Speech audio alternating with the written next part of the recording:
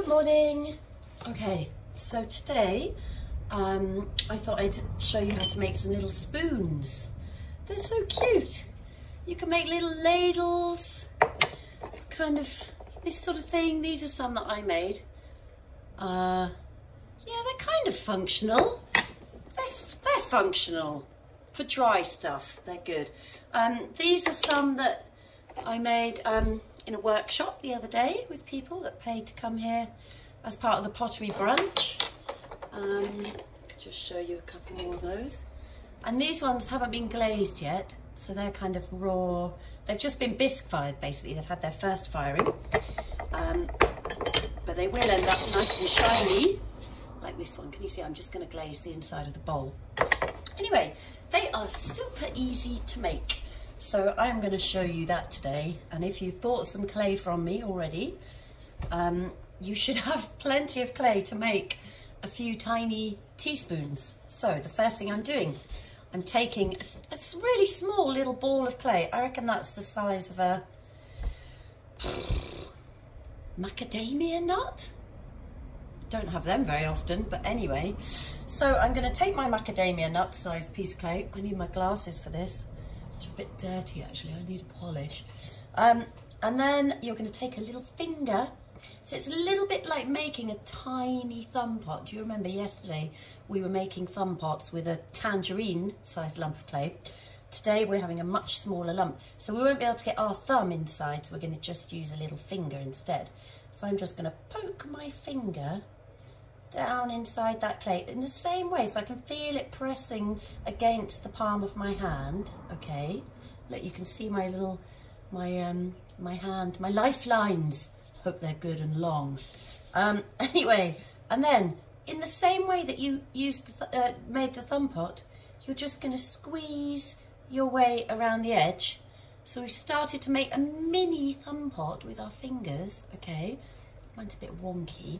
I just want to make that a little bit better. So I'm just pinching and squeezing around the edge, getting it nice and even, especially looking at that sort of rim area, because I want that to be nice and good. This clay is so soft. God, I've made this really difficult for myself. I'm just going to round that off a little bit in the palm of my hand. Can you see I'm sort of smearing it against the palm of my hand?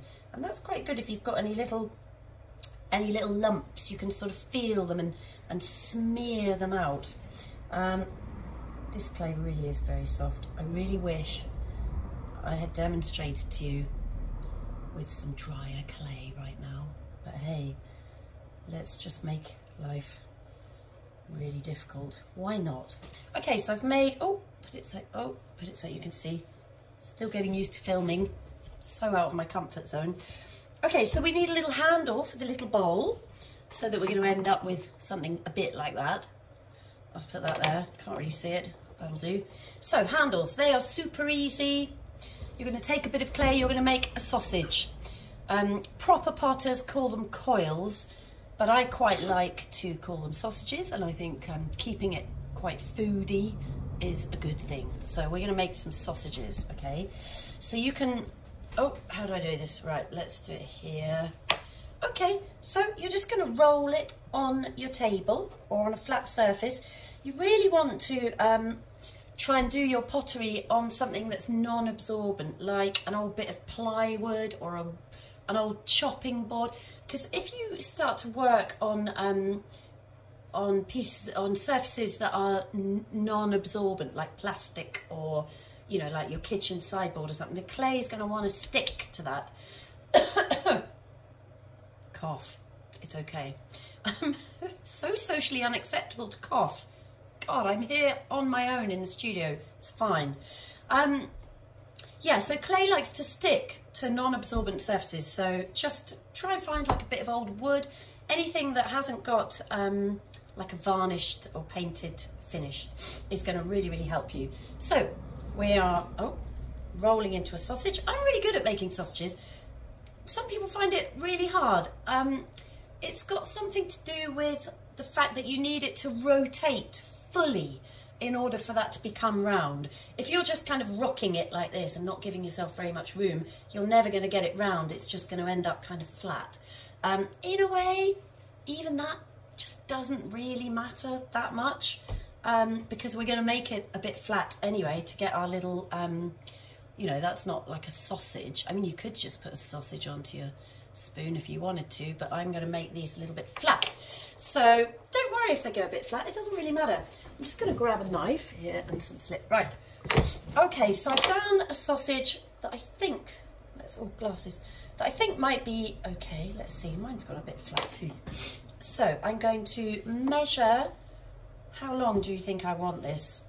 I'm not sure. I'm going to cut this end at an angle. Can you see I'm cutting that at an angle so that it's going to fit against the bowl of my spoon nicely. If you cut it, you know, straight, it's not really going to want to join up really nicely. So cut that at an angle. Let's have a look at the length. I'm going to pop that there. Let's say, what do you think, about there? So I'm going to chop that off there. And then what we can do is we can actually texturize the handle of the spoon. Now then, some of you might have some of these. This one came from a nice bottle of Rioja. Anyway, can you see how I've been slicing it with a knife? Little ridges. I'm going to just show you. So just any old, you know, sharpish kitchen knife. Wine bottle cork, parents, if you've got any. And then I'm just going to, oh, got to do it where you can see it. God, I've got to get used to this filming malarkey, haven't I? So I'm just going to cut that like that, and then the other side, just chopping down at an angle, and I'm just going to remove that piece. Can you see? So I've now made a little roller, a little texture roller that I'm going to roll along the clay. I'll just have a go. Let's have a go on a little practice piece first. See how it is, since this is like a brand new tool that I've never used before. Let's see how it works. Oh, let's do another sausage like that. Okay, so I'm going to put my sausage like that, and you're going to get your new tool, and you're just going to press that gently against your clay and try and get it sort of nice and even. Now look, that's actually, it's kind of all right. It's quite sweet. Can you see that? So it's made like a really nice, well, quite nice anyway, texture. I mean, you can basically, you know, cut these corks. You can make loads of different patterns. I've got ones that I've had for 10 years that that are still really lovely. So just experiment if you've got corks. I think you have to buy slightly posher wine to get a cork these days. I don't know. But there are lots of other ways that you can get texture into clay. What have I found in the kitchen? You know, forks. Let's have a look. So you could, I don't know, what am I going to do with this now? You know, just pressing a fork into clay, that kind of gives you something sort of similar. Can you see that? What else have we got? Chopsticks. You might have some of them in your cupboard. You could carefully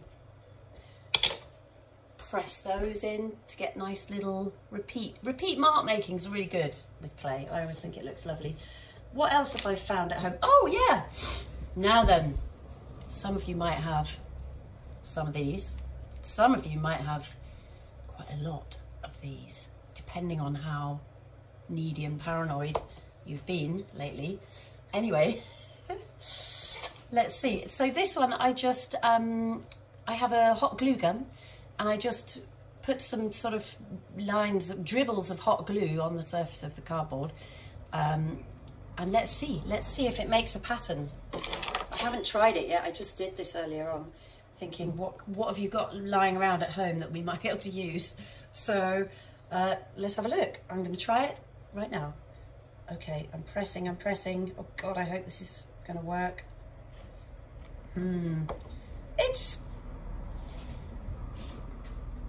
It's lovely, actually. Look at that. Amazing. You've got to try these things. So you can make texture, just literally get anything. Have a go. You've all got you know, stuff in your kitchens that you can get amazing textures with, all right? And so some not so amazing textures, it turns out. Okay, so I'm just going to use my cork. Where's it gone?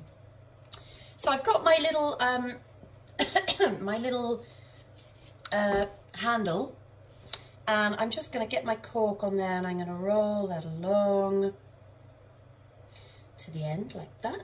So what I'm actually doing is I'm sort of squishing it a little bit. Can you see? But not too much. Like, I don't want it to be too thin, because if it's too thin, it's just going to look really fragile and it's just going to snap off basically later. You don't want what you make to just be super fragile, and especially if you're going to bring it to me to have it fired. I don't want like to have the responsibility of loads of really tiny, thin, fragile things, because then if it breaks, it's just bad. Okay. So I'm now going to show you how to join your handle onto the bowl part of your little spoon. I'm kind of thinking my handle's sort of on the large side, but I'm just going to go with it. So this is probably the most important thing you will ever learn in pottery, okay? How to join two pieces of clay together properly so they don't fall apart, because we don't want that either, do we? So I have a little potter's knife, but any old knife will do. In fact, I'm just going to demonstrate with my kitchen knife, because you guys are going to have stuff out of your kitchen drawers. So to heck with proper pottery tools. Let's just do this. You know, home pottery school is where we are at right now, okay? So you're going to get your knife, or indeed a cocktail stick, or like a skewer, anything. So the knife's a bit big, actually. It's a little bit big and scary. I'm going to swap to a cocktail stick. Okay, so the first thing you're going to do, that little part there where I've cut that at an angle, what I'm going to do with my massive cocktail stick is I'm just going to score it. So what that means is you're really roughing up the surface. Can you see? It's not about making a neat grid or a pattern. You want it to, you kind of want to mess it up a bit, yeah? So you're going to do that to the end, and you're also going to do that to the place where you're going to join it on. So with pottery, every time you join two pieces of clay together, you have to do this thing, score and slip. And that just means that you have to score and slip the thing that is going to be joined on and the place where you're going to join it on, okay? Just anything you ever make in pottery, if you always stick to the score and slip rule, you know, things won't fall apart. It'll be like welding the two surfaces together, okay? So I'm just going to score on here. I hope you can see that. I hope I get better at doing these videos. That would be good, wouldn't it? Note to self, do not use really soft clay. Other note to self, get some better paintbrushes. Anyway, this is what we call slip. It's super easy to make. It is just this clay mixed with water, okay? The easiest way to actually get it to mush up and make a nice slip is if you dry out a little piece of your clay, like roll it out really thin and just let it dry out until it changes colour, and then pour a little bit of hot water on it and it'll just go into a nice slip, okay? So this is just liquid clay. I'm going to dab a little bit on there. You don't need loads. If you put loads of slip on, it's just going to go everywhere and get really slippery. So we try and, you know, you won't have any purchase on the clay if it's too wet and slippery. So try not to use too much. You're going to get your handle now, and you are going to just literally press that together. Can you see I've put my thumb inside, so I've actually got something to press against. That's important, otherwise you'll dent the whole thing in. Okay, so this clay's so floppy. Anyway, that's okay, we're dealing with it, it's fine. Yours is going to be really floppy too, so. Okay, so I've now joined that handle on, okay? And you've got a little spoon. And that should never come off, she says, famous last words. If you want a little sort of curve in your handle, you could do that. And these are really good. We're going to use this, or maybe the bog roll tube. That could be good as well. But I just want a little curve. So I'm just going to give my bit of clay, my handle, just a little bit of support. I'm just going to rest it on there and I'm going to let it dry like that. And that's how you make a tiny little spoon. You can make different handles, they can be different shapes, different sizes, it can be like a ladle. As long as you join it together properly using score and slip, it will be fine. Give it a go. You know, if it all goes wrong, scrumple it up and start again. And if your clay is really soft, what you might find is that as you scrumple it up, it becomes a little bit drier, so it might actually get a little bit easier to use. See what happens. Try it. They are so cute. They are so easy to make. You can all do this, I know it. So try it. God, this has gone on a bit long. Sorry. I'll try and speed things up next time. Let me know if you want me to fire your work. Get in touch. It's all possible. I'll talk more about decorating all the items that we're going to do in these videos. Next time I'll do a decorating video, and you'll love that, and glazing and that kind of thing. And you can all be doing this stuff at home cheaply, easily. It'll be fine. Okay, so bye for now. See you.